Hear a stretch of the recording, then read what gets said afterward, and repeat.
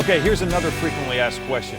What do you do to prepare for that trip as it relates to fuel and propane and electric? And there's a lot of systems on these rigs. All these systems work independent. You got to kind of understand how to navigate each one of them. It's not hard. Whenever you have a technician or you go to pick up your unit or you need a refresher course, pull into an RV shop, talk to those guys. They're more than willing to help you out. They love the lifestyle. Most of them are out on the weekends doing the same thing that you're going to do, right?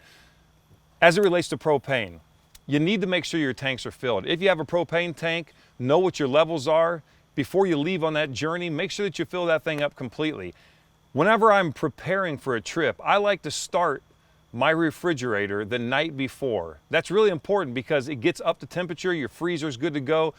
And when you're using the propane pre-trip, that's great. When you get to your campsite, switch that over to electric if you have the ability. That saves on your propane, and now you're using what the campsite is providing in the form of electricity. And I always like to make sure that I'm fully fueled before I take off on any trip. So, know where your fluids are, know if you need to have some water in that vehicle as well while you're traveling to just have it on board, and be ready to hit the road in style.